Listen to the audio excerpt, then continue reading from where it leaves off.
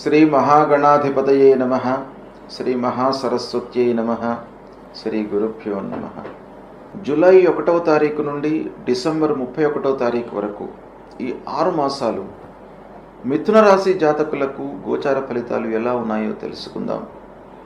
ముఖ్యమైనటువంటి గ్రహాల యొక్క స్థితి, గురువు, శనేశ్వరుడు, రాహుకేతువుల యొక్క సంచారం మూలకంగా ఎలాంటి ఫలితాలు ఉండబోతున్నాయి అనే విషయాన్ని మనం చూసినట్టయితే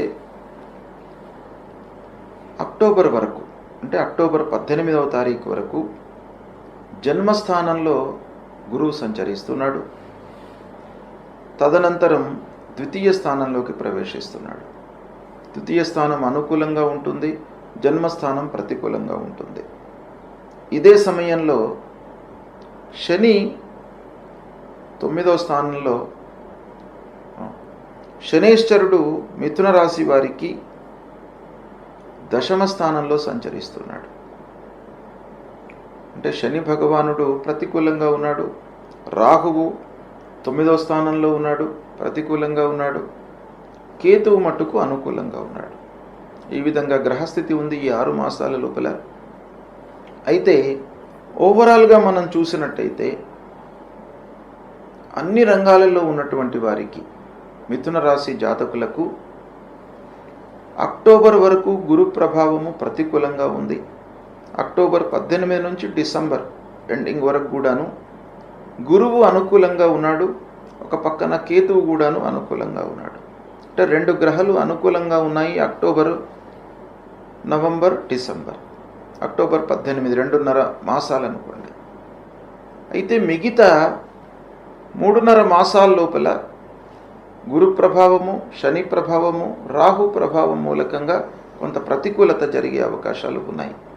అయితే ఓవరాల్గా మనం చూసినట్టయితే ముందుగా ఉద్యోగస్తులకు,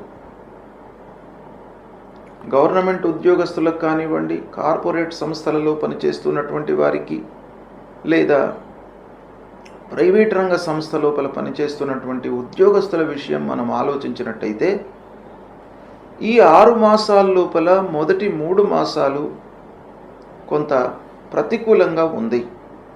దాని తర్వాత మళ్ళీ నవంబర్, డిసెంబర్ ఈ 2 మాసాలు, దాదాపు 2.5 మాసాలు ఉద్యోగస్తులకు అనుకూలంగా ఉంటుంది. రావాల్సినటువంటి డబ్బు వస్తుంది. సంస్థ లోపల మీరు మంచి పేరు ప్రఖ్యాతులు సంపాదిస్తారు.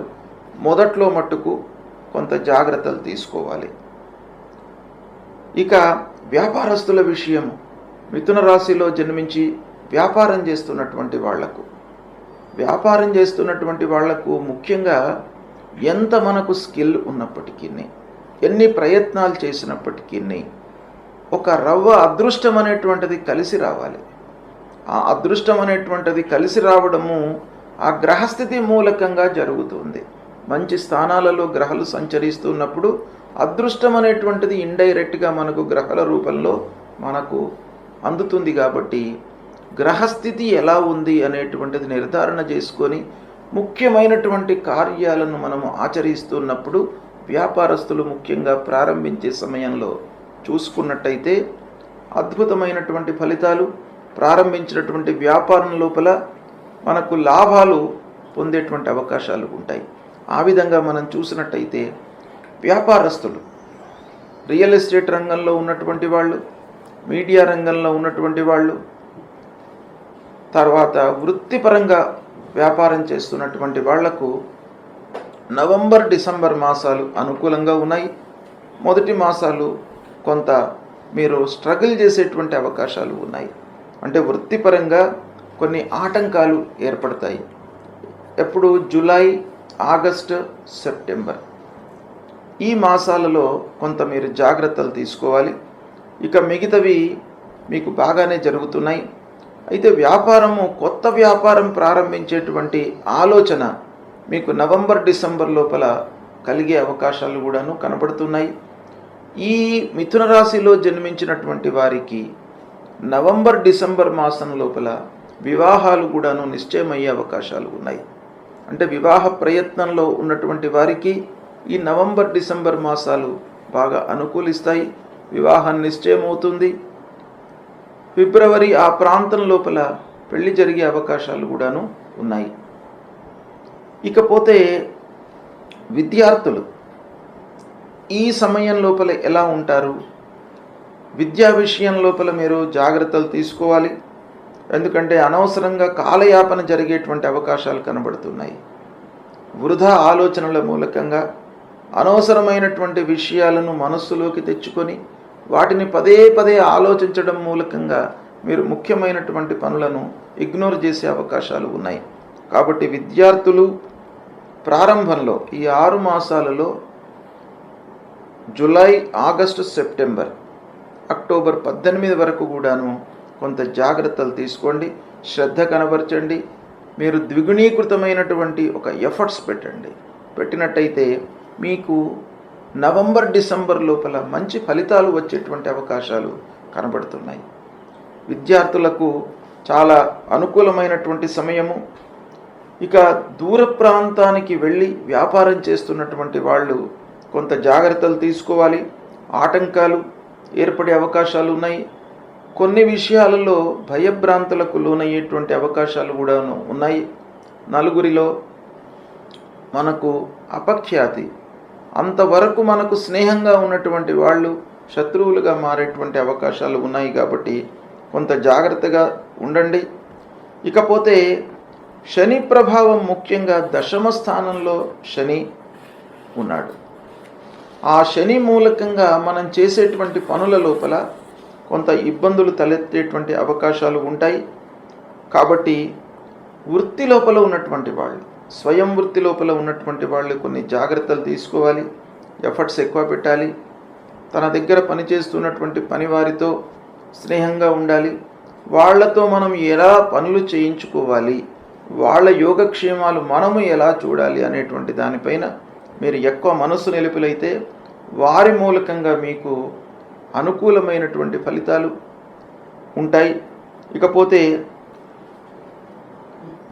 ఊహించినటువంటి దానికి భిన్నంగా కొన్ని ఫలితాలు వచ్చే అవకాశాలు ఉంటాయి. 10వ స్థానంలో సంచరిస్తున్నప్పుడు వృత్తిపరంగా మీరు చాలా ఎక్స్పెక్ట్ చేస్తారు, కానీ ఎక్స్పెక్ట్ చేసినంత లాభాలు ఉండకపోవడంతో కొంత అధైర్యానికి లోనయ్యేటువంటి అవకాశాలు కూడాను బాగా ఉన్నాయి.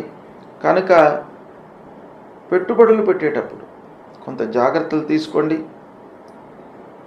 ఇక ముఖ్యంగా ఏంటంటే అనవసరమైనటువంటి విషయాలకు ప్రాధాన్యత ఇచ్చే అవకాశాలు ఉంటాయి ఈ సమయంలో. దాన్ని దృష్టిలో పెట్టుకోండి. దృష్టిలో పెట్టుకొని మీరు ముందుకు వెళ్ళినట్టయితే సత్ఫలితాలను పొందే అవకాశాలు ఉంటాయి. ఇక రాహువు యొక్క ప్రభావము, 9వ స్థానంలో రాహువు ఉన్నాడు. 9వ స్థానంలో రాహువు ముఖ్యంగా ఏంటంటే పెద్దవాళ్లతో మీకు ఘర్షణ వాతావరణాన్ని క్రియేట్ చేస్తాడు. కనుక ఏ రంగంలో ఉన్నటువంటి వాళ్ళైనప్పటికీ హైఅప్స్తో కొంత జాగ్రత్తగా ఉండండి.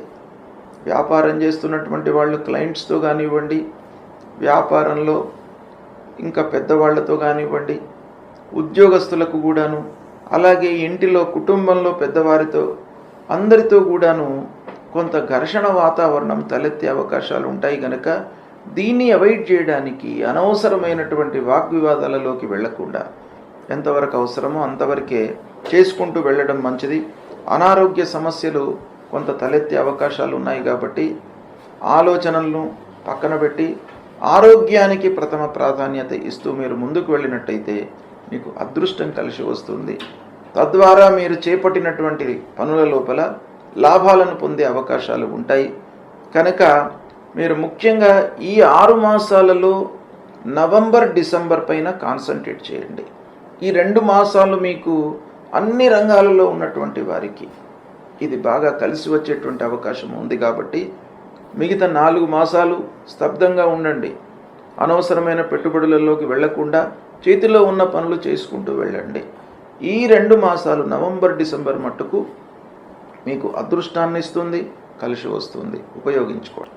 గ్రహస్థితి ప్రతికూలంగా ఉన్నప్పుడు, అంటే అనానుకూల స్థానాలలో ముఖ్యమైనటువంటి గ్రహాలు సంచరిస్తున్నప్పుడు మనము ఆ గ్రహాలను ప్రీతి చేసుకోవడానికై కొన్ని మార్గాలను అన్వేషించాలి. అందులో మొదటి కర్తవ్యము మన వైపు నుండి పాజిటివ్గా రియాక్ట్ కావడం. అంటే గ్రహస్థితి బాగా లేనప్పుడు మనం ఎఫర్ట్స్ ఎక్కువ పెట్టాలి, ఎక్కువ కష్టపడాలి, ప్రతి విషయాన్ని కూడాను ఆలోచించి నిర్ణయాలు తీసుకోవాలి. ఇది మనం చేయవలసినటువంటి పని, కర్తవ్యం. రెండవది పరిహారం. భగవంతుడి యొక్క అనుగ్రహం కొరకై, ఈ గ్రహాలను ప్రీతి చేసుకోవడానికై ఆ గ్రహాలకు నిర్దేశించినటువంటి పరిహారాలు మనము చేసుకోవాలి. అందులో భాగంగా ముఖ్యమైనటువంటి గ్రహాలు గురు, శని, రాహువు, కేతువు, సూర్యుడు, అంగారకుడు. ఈ గ్రహాలు మనకు ప్రతికూలంగా ఉన్నప్పుడు ఏం చేయాలి? గురువు ప్రతికూలంగా ఉన్నప్పుడు గురువు నిమిత్తమై మూలమంత్రాన్ని ప్రతినిత్యం కూడాను జపించుకోవాలి. దేవానాంచ ఋషీణాంచ గురుం కాంచన సన్నిభం వందనీయం త్రిలోకానాం తం నమామి బృహస్పతిం అనేటువంటి మూలమంత్రాన్ని ప్రతినిత్యం కూడాను జపిస్తూ, దక్షిణామూర్తి స్తోత్ర పారాయణం చేస్తూ, దత్తాత్రేయ స్వామిని కొలవడము, సద్గురువులను సందర్శించుకోవడము, ఇవి చేసినట్టయితే గురు భగవానుడి యొక్క ప్రీతి కలుగుతుంది మీకు. ఆ గురు భగవానుడు ప్రీతి చెంది మీకు ప్రతికూలమైనటువంటి ఫలితాలను తగ్గించి అనుకూలాన్ని మీకు కలిగించే అవకాశాలు ఉంటాయి. ముఖ్యంగా మాతాపితృవులను కూడాను మనం సేవించాలి. ప్రథమ గురువులు తల్లిదండ్రులు కాబట్టి వాళ్లను సేవించినట్టయితే మీరు ఆ గురువు యొక్క అనుగ్రహాన్ని పొందుతారు. ఇక శని ప్రతికూలంగా ఉన్నప్పుడు శనికి సంబంధించినటువంటి మూలమంత్రాన్ని చదువుకోండి, ప్రతినిత్యం కూడాను జపించండి. నీలాంజన సమాభాసం రవిపుత్రం యమాగ్రజం ఛాయా మార్తాండ సంభూతం తం నమామి శనైశ్చరం అనేటువంటి ఈ మూలమంత్రాన్ని ప్రతినిత్యం కూడాను చదువుకోండి. ఆంజనేయ స్వామి దేవాలయానికి వెళ్ళండి, ఆంజనేయ స్వామిని కొలవండి. మీ లోపల భయము, భ్రాంతి, ఆందోళన ఇవి లేకుండా మిమ్మల్ని కాపాడుతాడు. హనుమాన్ చాలీసా పారాయణం చేసుకోండి, శివాభిషేకం చెయ్యండి. మాస శివరాత్రి రోజున శంకరుడి దేవాలయానికి వెళ్ళి ఆ శంకరుణ్ణి పూజించండి. ప్రదోష సమయంలో శంకరుణ్ణి పూజించండి. ప్రతి మాసం లోపల కూడాను మాస శివరాత్రి వస్తుంది, అమావాస్య ముందు. ఆ మాస శివరాత్రి రోజున శంకరుణ్ణి మీరు పూజించినట్టయితే మీకు అపమృత్యు దోషాలు తొలగుతాయి. కాబట్టి ఆ శంకరుణ్ణి పూజించండి, ఆంజనేయ స్వామిని కొలవండి. ఇవి రెండు చేసినట్టయితే శని ప్రభావం తగ్గుతుంది. ఇక రాహువు ప్రతికూలంగా ఉన్నప్పుడు రాహు ప్రీత్యర్థమై మూలమంత్రాన్ని జపించండి. అర్ధకాయం మహావీర్యం చంద్రాదిత్య విమర్ధనం సింహికా గర్భ సంభూతం తం రాహుం ప్రణమామ్యహం. ఈ మూలమంత్రాన్ని ప్రతినిత్యం కూడాను చదవండి. అమ్మవారిని కొలవండి. దుర్గామాత, రాజరాజేశ్వరి అమ్మవారిని, మహాకాళి, మహాలక్ష్మి, మహాసరస్వతి ఈ అమ్మవారి స్వరూపాన్ని, ఆ దుర్గామాతను కొలిచినట్టయితే తప్పకుండా రాహు ప్రభావం మీకు తగ్గుతుంది. రాహువు కలిగించేటువంటి దుష్ప్రభావం తగ్గి అమ్మవారి అనుగ్రహం మూలకంగా మీకు మంచి ఫలితాలు కలుగుతాయి. ఇక కేతువు ప్రతికూలంగా ఉన్నప్పుడు గణపతిని మీరు సేవించండి. విఘ్నాలు కలిగే అవకాశాలు ఎక్కువ ఉంటాయి. మానసికంగా చంచలత్వాన్ని ఇస్తాడు. కాబట్టి మీరు ఆ గణాధిపతిని పూజించినట్టయితే మీకు ఆ కేతువు ప్రీతి చెంది కేతువు మూలకంగా కలిగేటువంటి దుష్ప్రభావం తగ్గుతుంది. అంతేకాకుండా కేతువుకు సంబంధించినటువంటి మూలమంత్రాన్ని ప్రతినిత్యం కూడాను చదువుకోండి. ఫలాశ పుష్ప సంకాశం తారకా గ్రహమస్తకం రౌద్రం రుద్రాత్మకం ఘోరం తం కేతుం ప్రణమామ్యహం. ఈ మూలమంత్రాన్ని చదువుకోండి. మీకు ఈ గ్రహాలు ప్రీతి చెంది దుష్ప్రభావము తగ్గే అవకాశాలు ఉంటాయి. కాబట్టి ఈ ప్రతికూలంగా ఉన్నప్పుడు ఆ భగవంతుణ్ణి కొలవడము, కీర్తన చేయడము, లలితా సహస్రనామ పారాయణం చేయడము, విష్ణు సహస్రనామ పారాయణం చేయడము, సూర్య నమస్కారాలు చేయడము, సుబ్రహ్మణ్య స్వామిని కొలవడము, ఇలాంటివి మీరు చేపట్టినట్టయితే ఆ గ్రహాల మూలకంగా కలిగేటువంటి దుష్ప్రభావము పూర్తిగా నిర్వీర్యమవుతుంది. ఆ భగవంతుడి యొక్క అనుగ్రహానికి మీరు పాత్రులవుతారు, శుభ ఫలితాలను పొందుతారు. తప్పకుండా ఈ పరిహారాలను పాటించండి.